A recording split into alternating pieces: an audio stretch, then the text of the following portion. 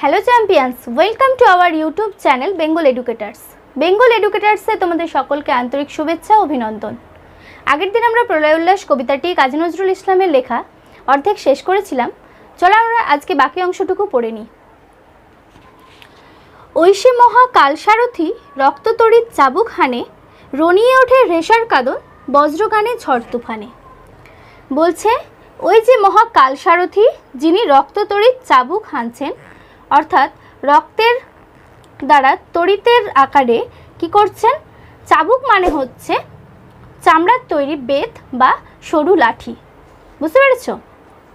তাহলে সেই চাবুক হেনে সেই মহা কালসারথী ধেয়ে আসছে। রনিয়ে ওঠে রেশার কাদন বজ্রগানে ঝড় তুফানে। পুরো রণক্ষেত্রে রনিয়ে উঠছে রেশার কাদন, অর্থাৎ ঘোড়ার ডাক যেন গজরে উঠছে, বজ্রগানে বজ্রবিদ্যুৎ সহ এবং ঝড় তুফান তুলে দিচ্ছে। খুরের দাপট তারাই লেগে উল্কা ছুটায় নীলখিলানে। খুরের দাপট, দেখো খুর বলতে এখানে বোঝানো হয় সাধারণ অর্থে যে ওই চুল দাড়ি কামানোর যন্ত্র। তো সেই যন্ত্র যেন কি করছে, তারাই লেগে পুরো আকাশে নীলখিলান যেন ছড়িয়ে ছিটিয়ে দিচ্ছে গগনতলের নীলখিলানে।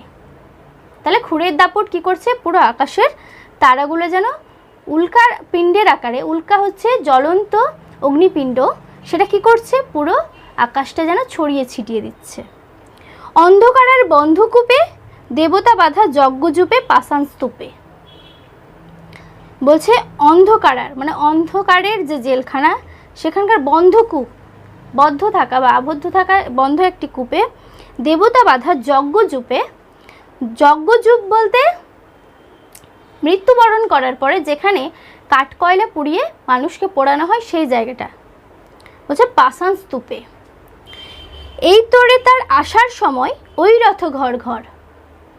বলছে কবি বলছেন এটাই হচ্ছে তার আসার সময়। কার? সেই মহাকাল সারথী যিনি ধ্বংস করে আবার নতুন সৃষ্টি করবেন। শোনা যায় ওই রথ ঘর ঘর, তোরা সব জয়ধ্বনি কর, তোরা সব জয়ধ্বনি কর। কবি আবারও সকলকে, ভারতবাসীদেরকে জয়ধ্বনি করতে বলছেন, কারণ কবি জানেন যে ঔপনিবেশিক শক্তির একদিন না একদিন বিনাশ হবারই ছিল। ধ্বংস দেখে ভয় কেন তোর, প্রলয় নতুন সৃজন বেদন। কবি বলছেন ধ্বংস দেখে ভয় কেন তোর, প্রলয় নতুন সৃজন বেদন। অর্থাৎ ধ্বংস দেখে ভয় পেলে চলবে না, কারণ প্রলয়ের পরে আমরা আবার কি নতুন সৃষ্টির আগমন ঘটতে দেখতে পাবো। আসছে নবীন জীবনহারা অসুন্দরে করতে ছেদন।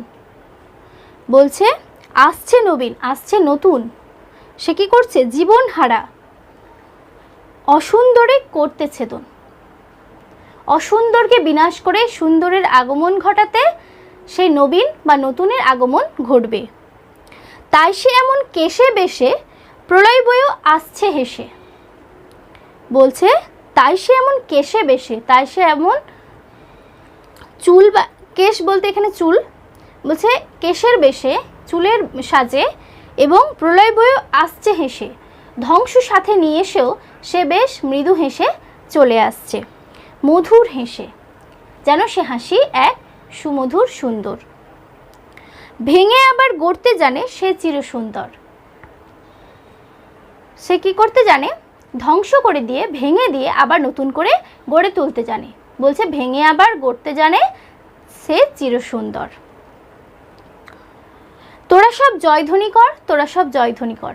বলছে কবি আবারও সকলকে জয়ধ্বনি করতে, জয়গান করতে। ওই ভাঙা গড়া খেলা যে তার কৃষের তবে ডর। বলছে ভাঙা গড়া খেলাই যেন তার মূল লক্ষ্য, তবে ভয় পাওয়ার কোনো কারণ নেই। সে যেমন ভাঙতে পারে আবার নতুন সৃষ্টি করেও দিতে পারে। তোরা সব জয়ধ্বনি কর, বধুরা প্রদীপ তুলে ধর। অর্থাৎ যেহেতু অসুন্দরকে ছেদন করবে এবং ঔপনিবেশিক শক্তির বিনাশ ঘটবে, তাই ভারতবাসীদেরকে কবি বারবার করে জয়ধ্বনি করতে বলছেন। এবং তারপরে এই লাইনটাতে দেখো বলছে বধুরা প্রদীপ তুলে ধর, অর্থাৎ বউদেরকে, বাড়ির সকল বউদেরকে কবি সুন্দরের আরাধনা করার জন্য প্রদীপ তুলে ধরতে বলছে। কাল ভয়ঙ্করের বেশে এবার ওই আসে সুন্দর।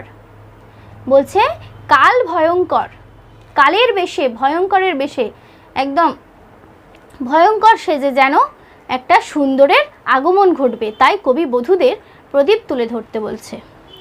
তোরা সব জয়ধ্বনি কর, তোরা সব জয়ধ্বনি কর।